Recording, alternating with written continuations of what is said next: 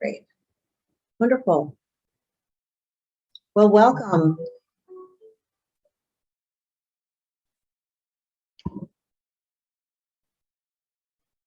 Welcome. We're going to go ahead and get started. I know there are some that are going to be watching through YouTube, and others will be joining us either for the replay that I'll be posting in a few days as YouTube prepares that video. Welcome. I'm so happy to be able to be back again. I just love these monthly opportunities that we can come together. I can get questions that you have been submitting, and we can begin to explore crystals and gemstones and how they can really support the healing that we're doing body, mind, and spirit. For those of you who are not familiar with my work, my name is Maryjo. I am the owner of Fourth Dimension Healing in Stillwater, Minnesota. And in my healing practice, I offer crystal healing, healing touch and Reiki energy healing sessions. I offer mentoring, and I'm also involved with offering retreats as well. I also am the director of the Center for Crystal and Healing Studies, which is my online school. And if you've not visited it, please take a look. You can reach the links through my webpage, or they will be posted below this video once it gets published publicly on YouTube. And at my online school, I offer a wide variety of self-paced courses. Some are free mini courses, just to give you an idea of what might be out there that you may find of interest. I offer energy healing, self-care, and also crystal healing courses, and I also have a year-long crystal healer certification program. So if you have questions, you can always send me an email or send me a chat through my website, or give me a call. I'm happy to talk with you about that. So something really fun happened as I was preparing last month's video to be posted to my YouTube channel, and I realized while I had made some references to jasper, I actually never answered the question that was submitted about jasper. So I do apologize. I did reach out to that person who submitted that question. So I'm going to start talking about jasper. And what I will be doing is actually just reading the questions as they come into me, and we'll explore a bit. So here was the jasper question, long awaited. There are so many different varieties of jasper with many different colors. How do I know which one to choose? That's a great question, because really that question could be applied to a lot of different gemstones and crystals as well. So jasper is actually part of the quartz family. Quartz is silicon dioxide, and it is prevalent in many, many gemstones and crystals that you are going to be working with as you explore crystal healing. There are some stones that are named jasper, although they really aren't technically jasper. So sometimes think of it this way. Jasper is kind of just the name that gets glopped onto some stones.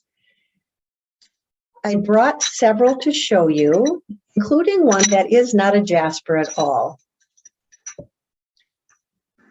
Get them out of my little dish here. And the first one I want to talk with you about is red jasper. If jaspers had an overarching quality, an overarching property, it would be nurturing. So if we keep that in mind, knowing that jaspers are very nurturing, then we can tease apart some of the subtle differences, some of the subtle shifts that happen because of the various additional minerals that are included. So here is a piece of red jasper.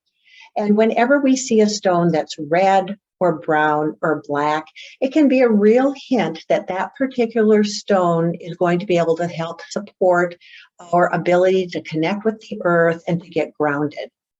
If you're familiar with the 7 energy centers or the 7 chakras, in fact, my little background here is an example of this rainbow column that we have in our body. That red energy center, sometimes known as the chakra, rather the root energy center, that root chakra, resonates with the color red. And so it reminds us that when we have a stone that's red, it can be really supportive of that. The ferrous sulfate, the iron within this stone, adds to the redness of its visual properties. And so when I'm working with stone for clients or even for myself, if I'm feeling I need some nurturing around that sense of feeling steady and stable and grounded, I can work with red jasper. Anytime we're working with a stone that's going to be aligning with the root chakra, it very often is going to be supportive of the physical body, because our physical body is that densest part of our energy field, and that root chakra is the lowest and, in a sense, densest connection that we have with the earth and with physicality. So that is red jasper. Yellow jasper is going to be bringing nurturing a little bit higher up into the body. When I think of yellow jasper, I think of that middle part of our upper abdomen. We have a liver, we have our stomach, and we have our spleen. These can be very much benefited by the properties of yellow jasper. And when it comes to working with stones, I did touch on that. I believe it was last month. You can always take a look at that video. And I also have another video on my YouTube channel that talks about how to work with stones. But simply working with a stone with intention is going to be helpful. It's more powerful if you perhaps meditate or pray with it, if you lay it on a particular part of your body and focus on the healing of that particular situation that's arising for you. That's going to be beneficial.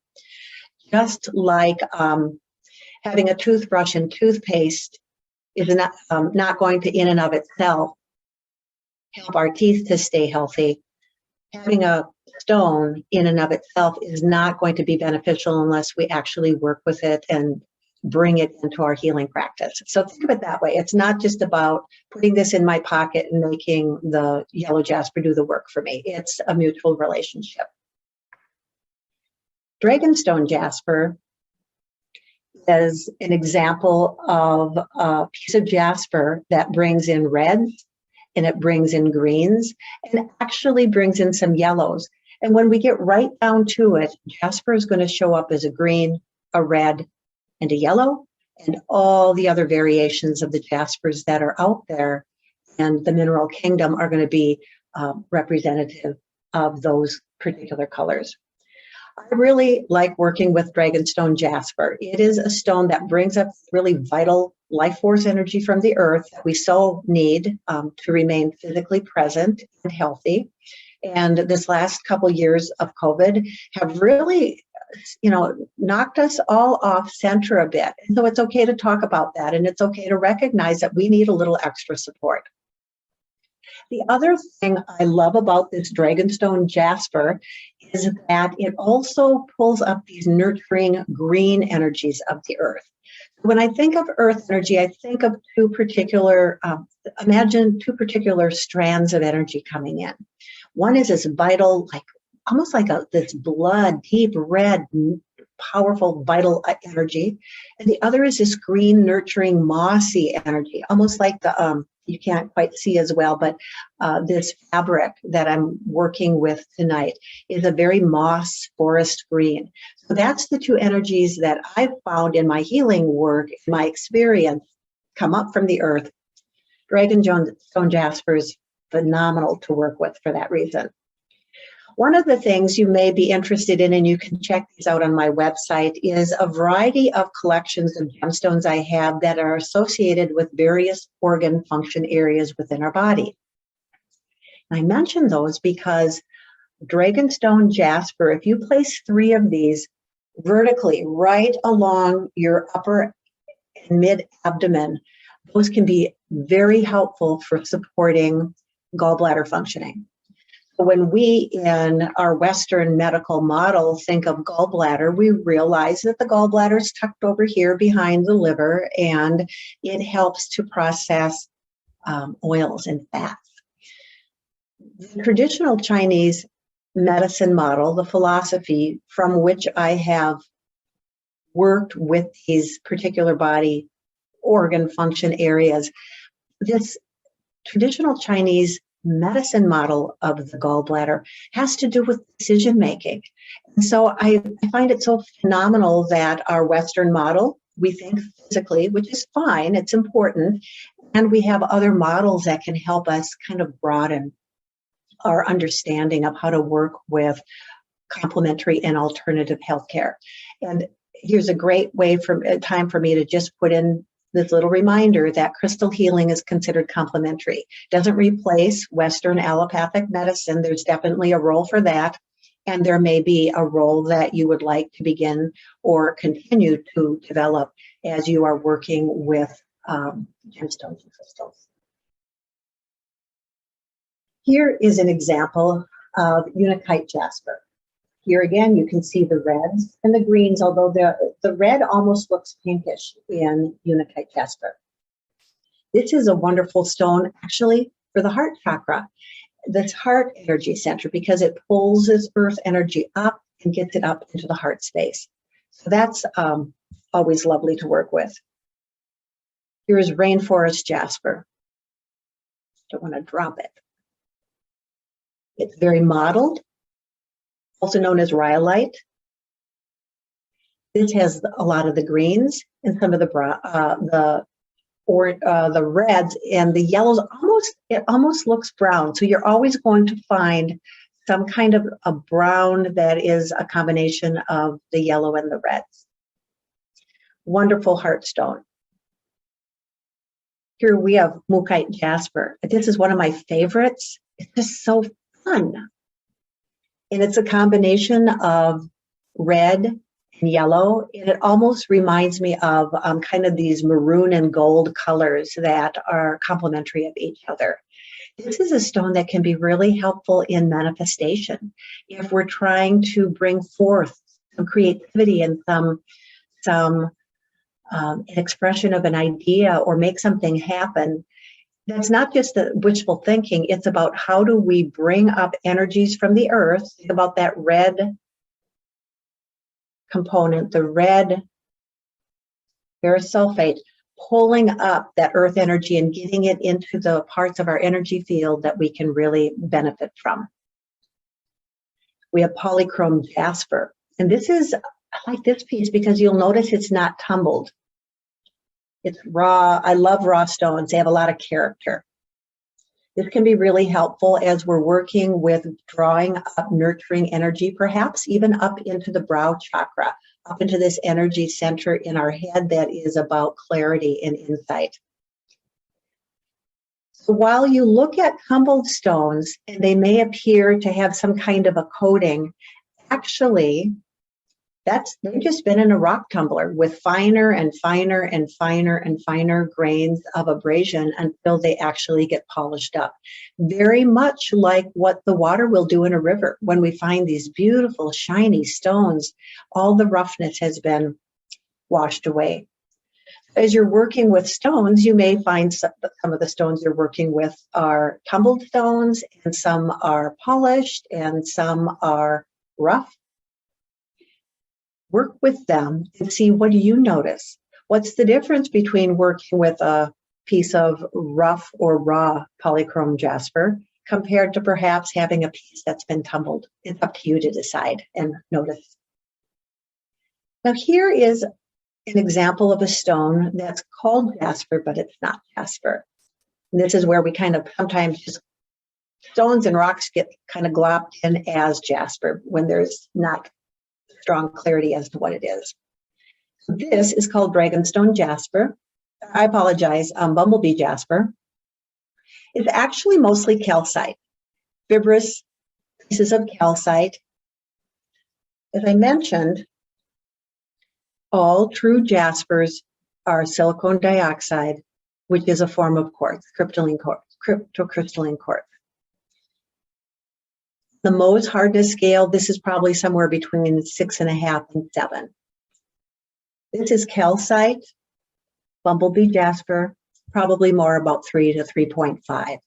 So this will definitely get scratched up with this rough one because this is much harder. So sometimes when you see stones, you'll go, oh, bumblebee jasper. That does not feel like jasper. That is not silicon dioxide. So if you get a chance to get to a rock shop or some kind of a crystal store, go ahead and experiment and get to know what these different stones feel like. In my store, my online shop, you are going to notice that I do not carry bumblebee jasper. One of the reasons I don't carry it is it does have some toxicity. So now, of course, I'm handling it, and of course, I will wash my hands, but I would say bumblebee jasper has wonderful healing properties. I would say it's ideal if you can find a piece that you don't have to handle, and definitely I would not encourage you to handle any kind of a rough stone. It's just why expose ourselves to some of these minerals that can be a bit toxic. And I do have plans of getting a list of toxic stones, things that we should be mindful of, and getting that on my website that will be downloadable. I anticipate doing that within the next week or two. So I hope that that answered that long-awaited response to the question around jasper. So here is a question that came in. Actually, there are a couple questions in this one. First one is, what are the best crystals to use during Reiki for individuals that are going through chemotherapy or individuals with type 1 diabetes?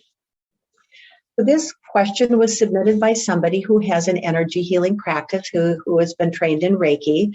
I will also say that whether or not we receive formal training in energy healing, for example, I studied different branches of healing touch, and then I studied Reiki, we all have the ability to offer hands-on healing to another person. So I think that's really important for us to realize.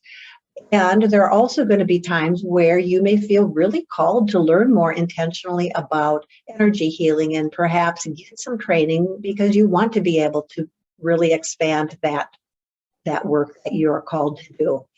So in that case, then you can always reach out to me and I can offer you some guidance around courses that I may or may not have available for myself. So when we get back to this question, we're going to take a look at it in two different ways. The first one is that this Reiki healer is interested in knowing which stones or crystals can be helpful for working with a person going through chemotherapy.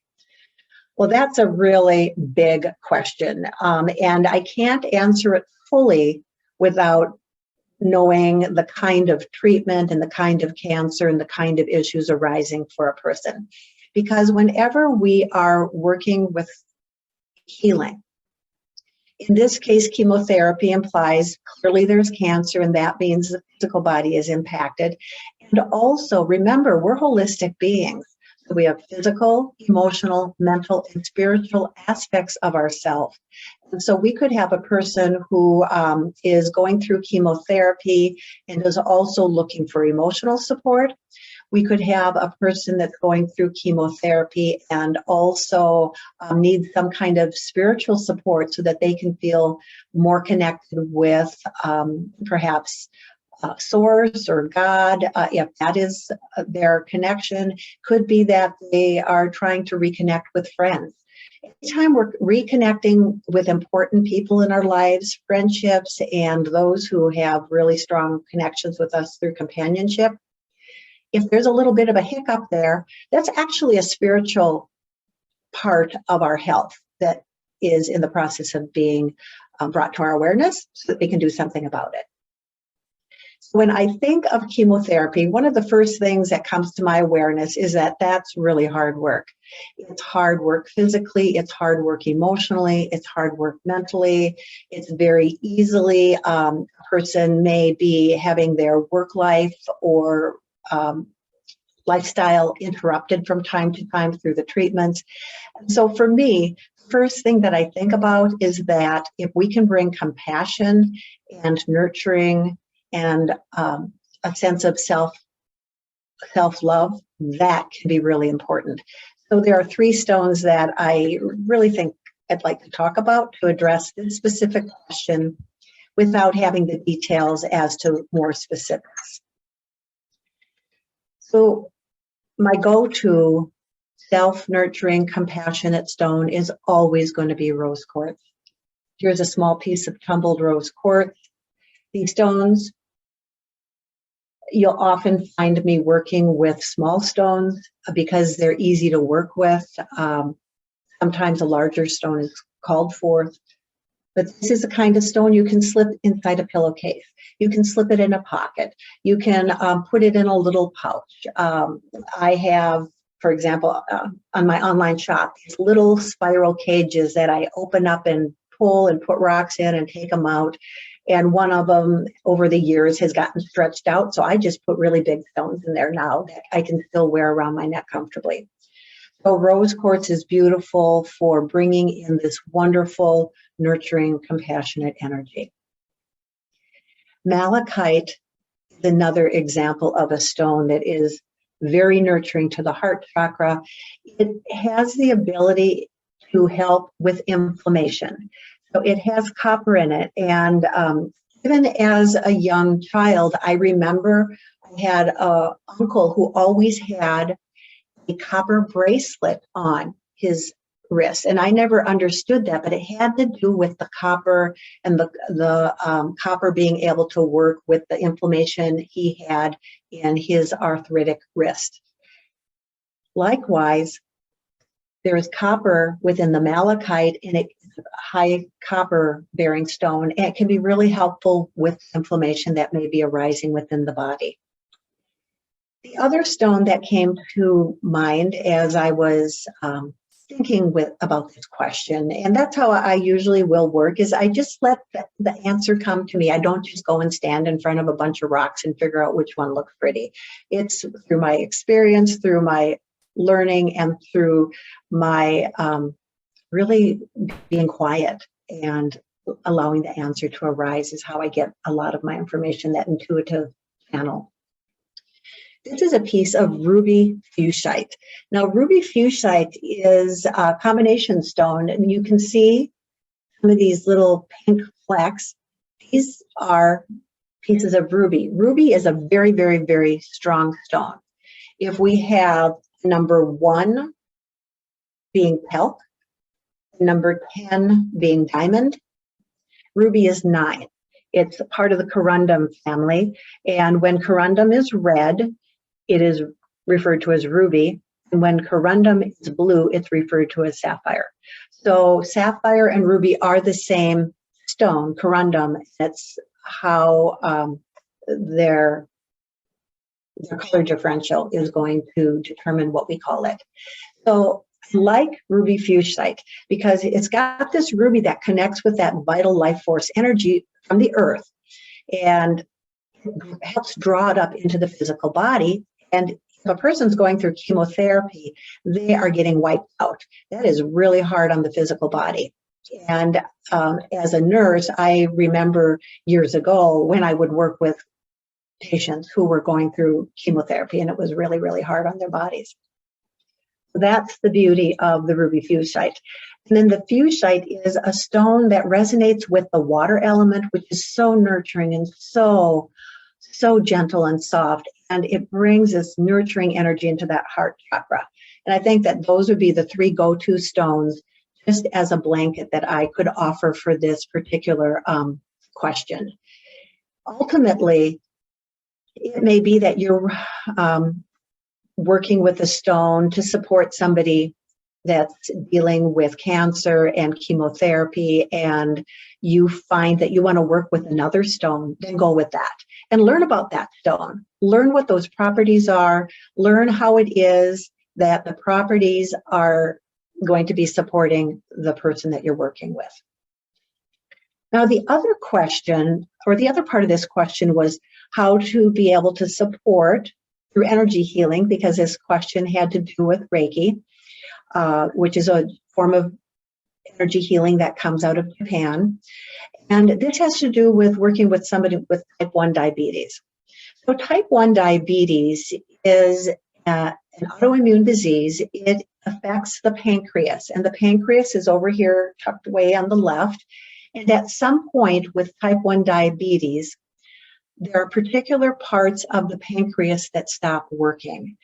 And those are the parts of the pancreas that make insulin. And if we don't have diabetes, our body makes its own insulin from these particular cells tucked away in the pancreas. And so when we eat food, our body automatically knows how to metabolize it, particularly the sugars, the carbohydrates. So any kind of a fruit or a plant is going to ultimately break down into a carbohydrate and into sugar. And with type 1 diabetes, we need some support around that process because that people with type 1 diabetes don't make insulin. So what I think about is how can we support that abdominal area? And so also, how do we support the calming of the mind and calming of the nervous system? Because living with diabetes or working with somebody who lives with diabetes, it's there's a part of their awareness that's always on alert, always focused on, do they need to make some adjustments with their care? One of the stones that I would suggest is Amazonite.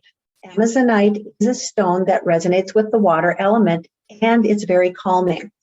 So when any of us are stressed or distressed, our nervous system and our whole body reacts, kind of ping pongs back and forth until we can get restabilized and reset.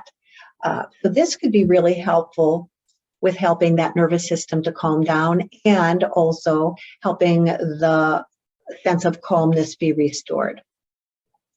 Another example of a stone that could be really helpful is celestite. Now, celestite, while it looks like a quartz, is not a quartz. Very soft. And it grows in these little geodes, whereas quartz will tend to just like grow sometimes right out of the rock bed. This is always going to be found inside a little geode. And this also is very calming. So you can see I've kind of pulled a couple calming stones. Here's another calming stone. It's not very big, and it doesn't need to be very big. This is blue chalcedony. Chalcedony is a form of quartz. And again, you can see there's a little bit of a theme with these greens and blues, and soft aquas can be very helpful for calming. Here is a piece of serpentine. And serpentine works supporting energy from the earth coming up. And in this case, getting into that midsection. When we think about that third energy center, that third chakra, tends to be yellow, just like here. This third energy center is about our mental processing. That's why calming stones can be really helpful here. And it also is about digestion. So stones that support digestion can be really effective. And diabetes is about processing blood sugars and working with the digestive system as well. Here's another example of a stone that works with the third chakra really nicely. It's a piece of common citrine. You can see this one's just a little guy. I like these little ones. That also can be very helpful for establishing like a strong, balanced mental processing so that we're less likely to be worried a lot or under functioning because we're not able to kind of move forward. It can be really helpful for motivation. And then the final one that can be supportive for diabetes is a stone called labradorite. This is a feldspar. I love this stone. All of the labradorites have this light within, and it reflects out when we look at it. And it reminds me that we also have an opportunity to allow our inner light to bring a sense of stability. As we're doing our own healing, we have the ability to trust what's arising. So just like you are learning how to work with crystals and stones, how to be able to take a look at the dish in front of you and not just grab that one because it looks pretty, although that's a fine choice, but rather to really go in, settle, calm, and then allow yourself to be drawn to a particular stone or maybe a couple, and then work with those stones. Because again, you're learning to trust yourself. Okay? That is a really good question, and it's a really loaded question. And so you can see that there is never really a right or a wrong answer, but there are some that might be maybe more helpful. So I hope that as you're listening to this and my other videos, that you're learning how to discern for yourself what you feel would be most helpful with that. Here's a great question. Does the size of the stone or crystal matter? Is the larger stone, the bigger stone, better? And I love this question because it can be so easy for us to be not clear on that. And so here, for example, I just showed you this tiny little common citrine, and it definitely has a role. And so I decided perhaps the best way to answer this question is to take a look at some of the same types of stones, the different sizes, and then perhaps you can get a better sense of that. So I'm going to start with the quartz. I'm looking for my quartz. Here they are. So I have 3 pieces of clear quartz. And here's one. And I love this piece because you can see there's a fair amount of kind of milkiness to it. And the top part is clear. Some stones are going to be welcome. Some stones, when you come working with quartz, are going to be water clear. Some are going to be really milky. It's quartz. It still works. And so while you may be attracted to a very water clear quartz, and I have a piece that is very important in my healing work, I also work a lot with stones, with the quartzes that are milky. They've got other minerals in them because there's a lot of character to them. So work with the stones that you're attracted to, not the one that looks the prettiest and shiniest. Now here's another piece of clear quartz. Again, it's got some mystery to it. And then here's another one, another little guy. Right? They're all quartz. They all have the same properties, and that they all can be used effectively. And there are going to be times when the size is going to perhaps matter. So if I want to work with quartz with a meditation, it doesn't matter which of these 3 I work with. However, when I work with a stone, this quartz, and this quartz, and this quartz, while they come from the same species, they're not the same stone. My sense and my experience is that there is a stone spirit within each stone and crystal.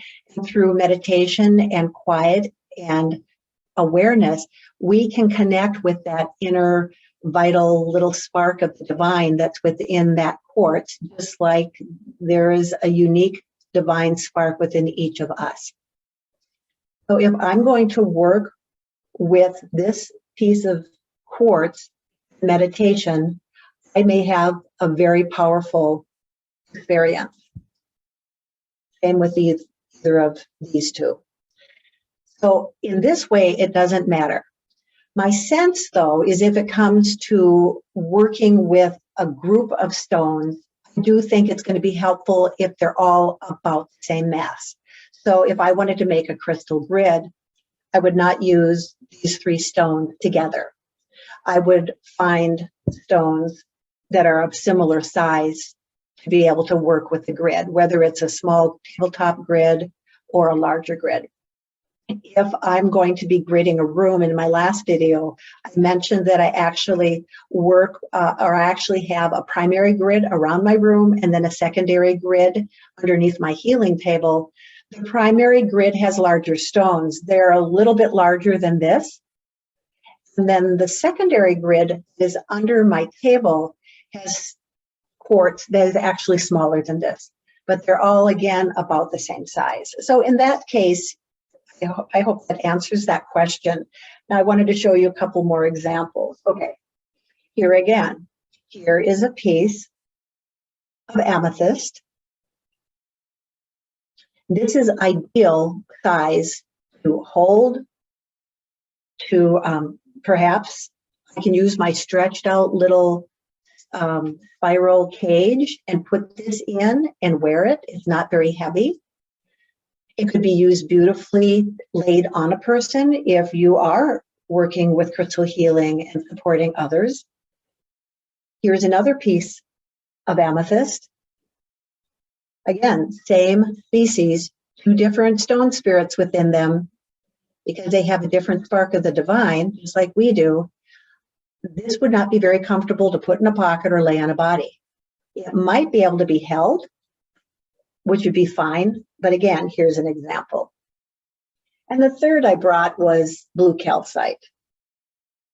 So I love blue calcite. It's just this really wonderful clearing stone. And again, look at how heavy this one is, right? Two pieces, same stone. This is the one I'm going to work with and put in my pocket. This one I might have holding space, might hold it during a meditation. Obviously not something I'm going to be putting on my body. It's pretty heavy.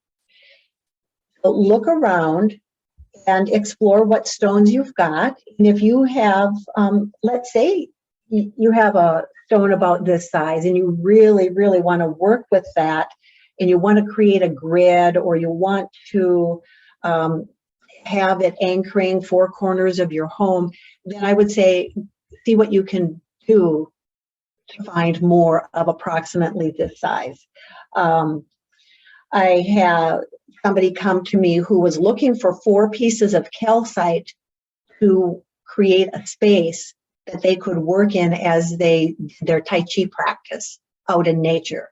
And so I told them 2 things. 1, let's get the same size roughly.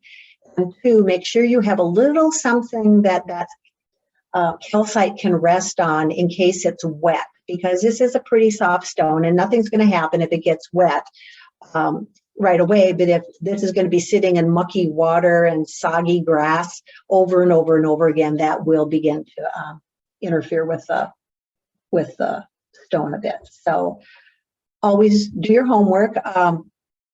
Let me know if you really want to get sciencey, and I will send you a couple of links to reputable science-based websites. One of them is Mindat, M-I-N-D-A-T. I believe that's what it's called. But again, double check with me. So I hope that was answered. That question was answered.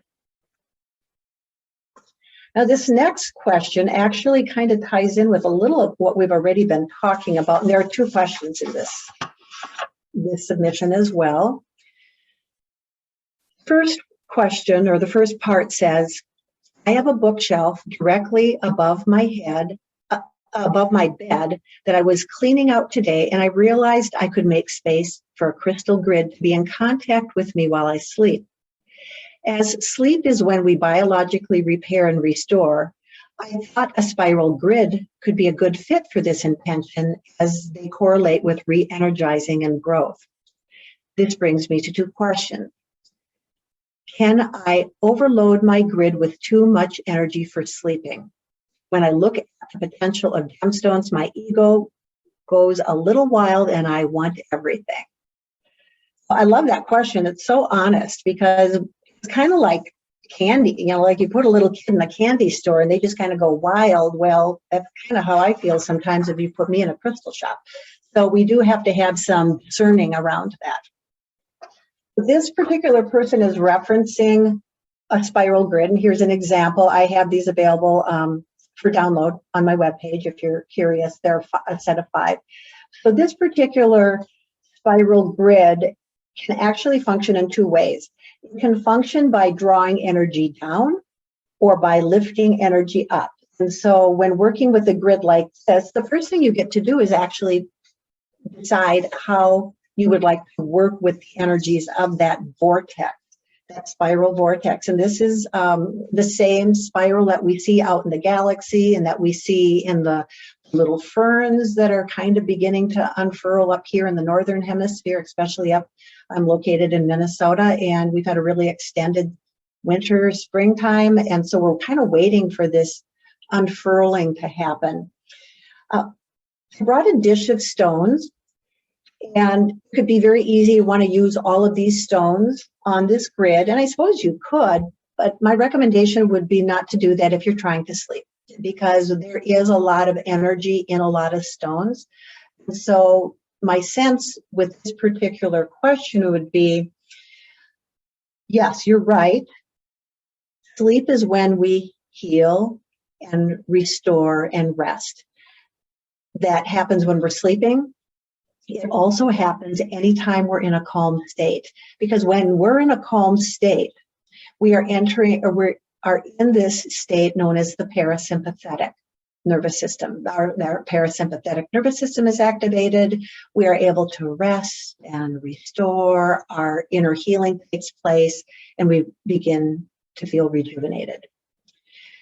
The same thing happens with sleep. However, if we have a full night, if we're up and tossing and turning all night, we were not really able to get some restorative rest. And so I feel like if there's too much energy going on in the bed space, near the bed, then you'll definitely want to pull back. And it's going to be trial and error for sure. I know some people who can't even have a lot of crystals in the bedroom at all because there's too much energy. So each person's, going to be connecting with the energies of the stones at various levels. I would say, and in this particular glob of stones that I grabbed for this, there's some rose quartz, which we already talked about, which I think could be really helpful for resting time. And also there is green aventurine, which is another form of quartz, cryptocrystalline quartz. And I'll just show it to you in case you're not familiar with the green aventurine. Those two stones can be very soothing and calming. So you can incorporate those into a grid. And so we're taking a look at the spiral grid. And so I have in this grid created little circles, and these are just suggested placements. This is a grid that you got to really watch what you're doing, because your eyes will cross. It's almost like an optical illusion as you're laying stones out on a spiral. So whether you draw your own spiral or imagine the spiral, just make sure you're following the way your eyes and your fingers want to go as you're laying these stones out. So this grid could be really helpful to draw in restorative, restful energy. So that's really adding in the properties of the stone with the intention. When it comes to any kind of work with crystal healing, it's the intention that's really important. Just like I mentioned earlier, you can have that toothbrush and floss and toothpaste sitting there, but it's not going to mean you're doing good dental care. So let's be really focused on bringing in stones that are going to support whose properties are going to support your intention, bringing a healing intention, and then not overdoing it if it's up by the bedroom. So what I could suggest to this answer to this question would be perhaps just place a few stones. The spiral is there whether we have all the stones on there or not. So remember, this is just an example of the energy that we're doing with this vortex. You could place one here, maybe you're going to place one here, and just create maybe 6 stones, maybe 3 stones, with the intention that you are drawing out that full spiral. I would say when it comes to clear quartz, here's a little guy, another little one. Quartz is always going to amplify the effects of the other stones it works with. So it can be really helpful. So like if you have a tiny little stone and you want to amp up that tiny little stone, you can pair it up with a piece of clear quartz. That will help. So in this case, maybe even limiting to 1 quartz or maybe a couple quartz. There are no rules, but let's not overdo it. I would say start slow and then advance as you feel a little bit more settled with the grid and being so near you. If it's too much, then take it apart, take it away, and maybe set it up someplace else. it's important to know what is going to work for you or not. I almost always will be slipping a stone inside my pillowcase when I go to sleep.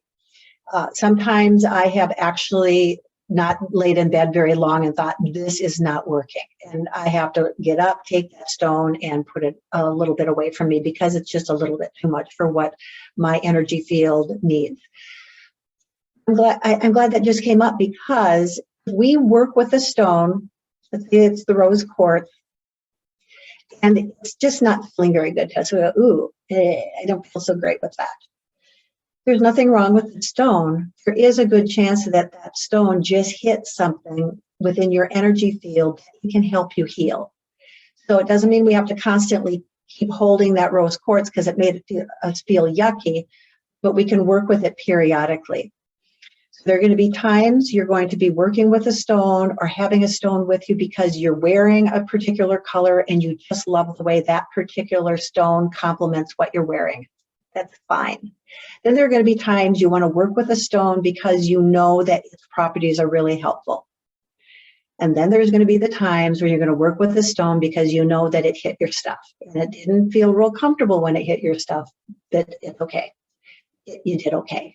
And so be gentle with that. And you can always pop me an email if you have a question. Now, actually, the second part of this question is really timely right now. It says, is it okay to contact you for help in matching the right gemstones to an intention for a grid? I know you want all your students to become self-reliant, but your wisdom in selecting excellent stones for the purpose is a hard opportunity to pass up. First of all, thank you for those kind words. That's very kind. I would say there are a couple ways that I'm going to answer this. First of all, yes, you can always reach out to me. And I would ask before you do that to have sat with the intention, sat with the situation, sat with what is arising for you, because that'll help give me some better clarity as to how to help you. The other thing is that from time to time, you may find that reaching out to me for a mentoring session is something that you're ready for. I have clients and students do that from time to time because they really have kind of reached a point where they need some extra help. And just as I tell those who work with me for energy healing, there is going to be a time when our energy field is distressed enough that it is not going to self-correct on its own. It's going to need some support from somebody else. Likewise, there may be a time with your work with crystals that you're just saying, you know what, I'm just at a point where I have enough questions or enough situations have been arising that I'm really a little bit unclear. It's time for me to perhaps reach out for a mentoring session. So I'm always open to that. And I can help you decide and sort out whether that's something that you're ready for or not. Because ultimately it's going to be your decision. Okay? Those are great questions. Now, I had another question here that says, I'm a graphic designer working with a wide variety of clients. Is there a crystal that will help enhance my creativity? Great question. Two things come to my mind when I think of creativity. One is that creative energy is found in that second energy center, the sacral chakra, which is located in the lower abdomen. That is a center of creativity. It is about thinking up that new poem, thinking up a new song. Perhaps you're trying to make a recipe for a cookie that doesn't take gluten, and you're finally on the edge of almost getting that. That's all that creative energy that is arising in that second chakra. If you're not sure exactly where to start, you can always, here again, I happen to have this behind me, you can always work with the colors of the energy centers to help give you a little bit of guidance, but just stay in that lane. You can broaden out. Three stones come to mind right away when it comes to kind of helping enhance creativity. And especially with this question came from a graphic designer. So this person also is working a lot in Headspace and a lot in screen time, doing that kind of graphic work. So I'm going to add a couple other options after I talk about these. Here's a piece of orange calcite. We saw the blue calcite before. That was this big monster. Orange calcite has this fiery energy, and creativity is part of the fire element. And I work with a system that has earth, fire, water, wind, and storm. And storm isn't an element per se, but it is an event that happens when all the other elements are in dynamic balance. And so in this case, creativity is in this second chakra, which is a fire energy center. And so working with a stone that resonates with fire, like orange calcite, can be really amazing. Also, citrine is an example of stones that work in that second and third chakra. Citrine also is a fire element stone, and I'm holding up two pieces. This is a piece of natural citrine, and this is a piece of common citrine. This is a little bit paler than this piece of common citrine I held up earlier. Now, the difference between the natural citrine and the common citrine is how it was heated up. Citrine is a form of quartz. It actually is quartz. And then if quartz is heated while it's still in the ground, and if it's heated long enough, it actually transforms into natural citrine. If, however, amethyst is heated after it's been removed from the ground, this becomes this. There's nothing wrong with it. It's not harmed the quartz. So amethyst is part of the quartz family, and this is essentially amethyst. So citrine is part of the quartz family. The property has changed. And so rather than being a kind of windy, head clearing, inspirational kind of property, you now have a fiery, motivation, creative kind of energy. So keep that in mind. I have found that by working with both the types of citrine, in my experience, common citrine seems to have a bit more of a punch, and the natural citrine, in my experience, tends to have a little bit stronger, steadier, sustained energy. Both are creative, so you get to decide as you work with them. Far more important to me with what you're learning from your experiences with the stones than anything I have to say. Now, the other way we could approach this question around which gemstones or crystals could be helpful for creativity is, again, to go back to thinking about energy centers, knowing that the brow chakra, there's a lot of insight and creativity that goes on up here too. The throat chakra actually is how we express ourselves. We've got that recipe, we don't have it quite figured out yet, or we have that song, we almost got it, but not there yet. If we can work on this throat chakra, we're going to be able to have more likelihood of clearing out what might be interfering with the ability to express that creativity. So going back to perhaps celestite, working with blue chalcedony, those can be options. So there are a lot of different stones. There's actually another stone here that we actually might not get to that question tonight, but this is sodalite. And sodalite works really beautifully up in this upper part of the energy columns. So that is another example of a way to approach the creativity. And I can see that this graphic designer, oh my goodness, they could have big pieces, or they could have small pieces of crystals and gemstones in their office, perhaps even on a table if they're meeting with clients, or next to their computer if they're working remotely through Zoom, to be able to help support the process. I would also say that if this person who asked this question is really, it sounds like that person might be actually wanting to bring crystal healing into the work environment. Then you could meditate with some of the stones you have. There could be another stone that wants to go to work, so to speak, with you. And you can also, as you're preparing for those meetings with your clients, you can actually maybe consider gridding the space. And if you're not going to be virtually, or if you're going to work virtually and not actually with them, you could, even on a sheet of paper, create a space and envision that as the space that you're meeting with them and grid that. So there is a lot of creativity in and of itself with being able to move into working with stones in new ways. Okay, that's a really good question. We have time for one more question. And this says, hello, Maryjo. I have heard you say that amber is not a gemstone, but that it has healing properties. I see babies and young children wearing small amber necklaces, but I don't know why. Can you talk about the healing properties of amber? Absolutely. We have time for that.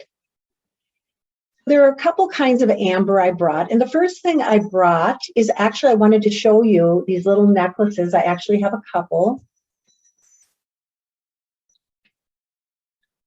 And these are known as amber teething bracelets or necklaces. You may find them on babies who are teething. And what happens when these are worn up against the skin, amber actually is very soft. It's a mineraloid. It's fossilized tree sap, and the body heat of the baby releases an analgesic effect from the amber. So it's really, really effective. It works really well. I know one of my granddaughters wore them, and the beauty about these little necklaces is that babies don't even know that they're wearing them, so they can keep them on. Some people keep them on all the time. I don't promote that when the kids are sleeping, but it's a nice way to be able to bring in the healing properties. I have seen people who have prayer beads made out of amber that also, again, as they are praying the rosary or praying mala prayers, that they're receiving that healing. Now, here is an example of blue amber. This is from Sudan. I'm pretty sure I have to remember my source for that one. I apologize if I misspoke. Amber will have a little bit of a tacky texture to it. It will warm up. If you're not sure if you've got plastic or resin or amber, give it a rub. It's going to start feeling warm and sticky. Very likely amber. If it, yeah, this is getting very tacky. Amber is going to come in a wide variety of colors. It might be almost like a creamy white, especially Baltic amber.